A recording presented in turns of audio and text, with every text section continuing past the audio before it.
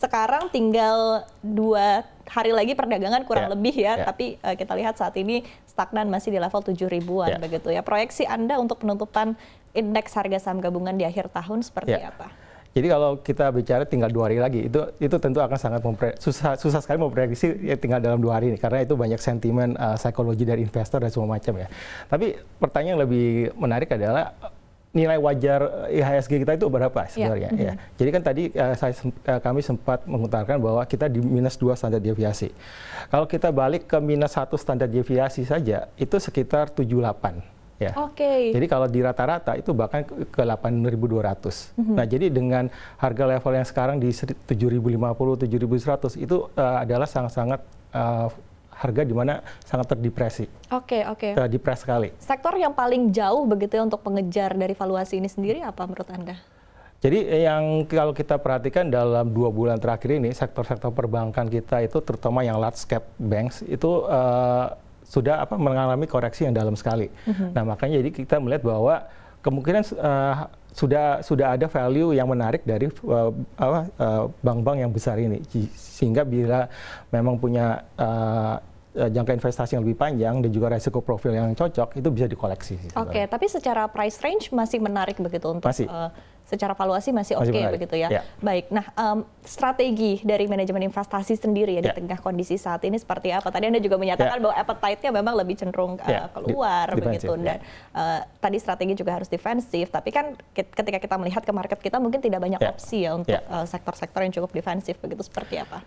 Jadi kita semua menunggu sampai nanti Presiden elect Trump ini benar-benar sudah dilantik di pertengahan akhir 20 Januari, 25 Januari itu. Jadi kita ingin melihat seberapa jauh kebijakan monetarif, imigrasi dan lainnya ini akan diterapkan. Karena kita ingin tahu apakah benar-benar akan ekstrim sekali ataukah mungkin masih ada ruang negosiasi bilateral antara negara-negara yang terkena efek, ya kan? Jadi kalau misalnya masih ada ruang negosiasi bilateral antara negara-negara yang kena efek, mungkin efeknya nggak sedalam yang diprediksi oleh market sekarang ini. Nah, jadi makanya kita melihat bagaimana ke depannya ketika Presiden elect Trump sudah dilantik, karena kita tahu bahwa Presiden elect Trump juga seorang bisnis yang handal ya, jadi pasti sudah memperhitungkan semuanya juga. Artinya memang tadi mungkin masih sedikit wait and see ya, kita masih kebijakan fixnya akan seperti apa begitu ya. Nah, tapi berbicara mungkin berkaitan dengan rebalancing portofolio begitu ya, sektor-sektor yang masih dianggap menarik, kemudian sektor-sektor yang dihindari seperti apa? Jadi kita melihat sekarang kita lebih baik defensif, jadi makanya kita melihat sektor-sektor yang benar-benar mempunyai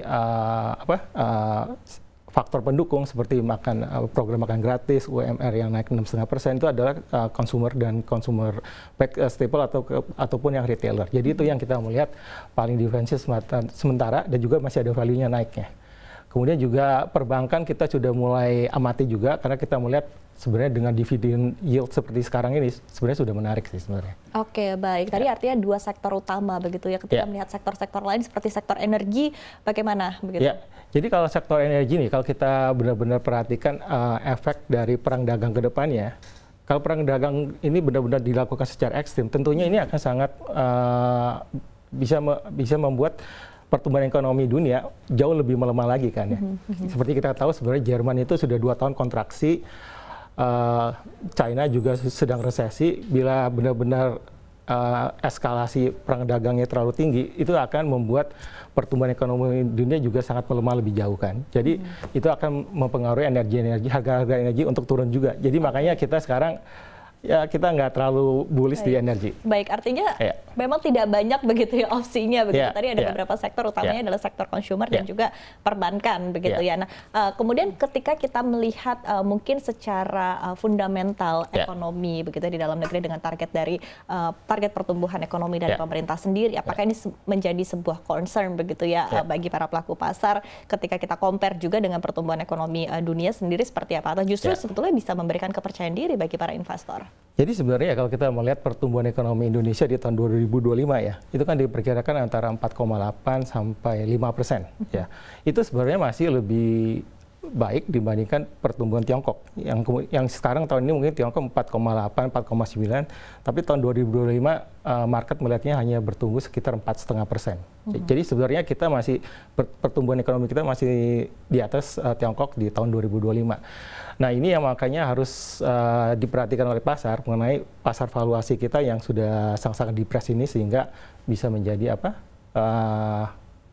sumber return yang lebih tinggi di depannya sih. Oke, baik. Kalau untuk pasar surat utang sendiri juga seperti apa begitu prospeknya? Tadi ketika kita bedah untuk pilihan opsi saham ada beberapa sektor yang cukup defensif begitu menjadi opsi. Tapi ketika kita berbicara mungkin untuk pilihan reksadana atau untuk campuran ataupun juga untuk reksadana tetap sendiri seperti apa? Jadi kalau kita lihat yield kita paling tinggi di tahun ini ya sekitar 7,25% di sekitar bulan bulan Agustusan kan. Kemudian itu turun kan. Sekarang kita udah kembali ke 7%. Dan sebenarnya di angka 7% ini kami juga sudah melihat ada tanda-tanda bahwa foreign flow itu udah mulai masuk ke pasar obligasi juga. Kemungkinan net buy foreign itu sekitar 10 triliun ya sampai minggu lalu. Jadi kita melihat sudah ada tanda-tanda bahwa investor asing ini udah mulai tertarik lagi untuk masuk di sekitar 7%. Nah, jadi ini sebenarnya bisa dibilang titik cerah sedikit untuk pasar obligasi kita. Tapi untuk masyarakat yang lebih luas, misalnya memang kalau belum terlalu comfortable dengan resiko yang masih akan memang masih akan ada dan ada volatilitas, kemungkinan reksadana yang berbasis seperti pasar uang itu akan menjadi pilihan investasi yang bijaksana dalam situasi yang gonjang-ganjing seperti ini sih. Oke, baik. Nah, untuk rupiah sendiri, begitu prediksi Anda seperti apa, utamanya di kuartal 1 2025, begitu saat ini kita lihat hari ini rupiah di 16.200-an, begitu, dan apakah ada potensi bahwa rupiah akan bisa terus menguat begitu ya, apalagi sebetulnya ketika kita melihat kemarin saja begitu Gubernur BI juga menyebutkan bahwa fenomena dari strong dollar ini masih akan terus berlanjut tahun 2025. Apakah Anda melihat artinya mungkin pelemahan rupiah masih akan terus berlanjut atau rupiah masih bisa gain back lagi strength-nya begitu untuk berada di 15 ribuan? Jadi kalau kita bicara mengenai mata uang ya, itu sebenarnya yang jadi faktor penggerak utamanya adalah dolar indeks ya. Jadi dolar indeks itu sekarang di sekitar 108.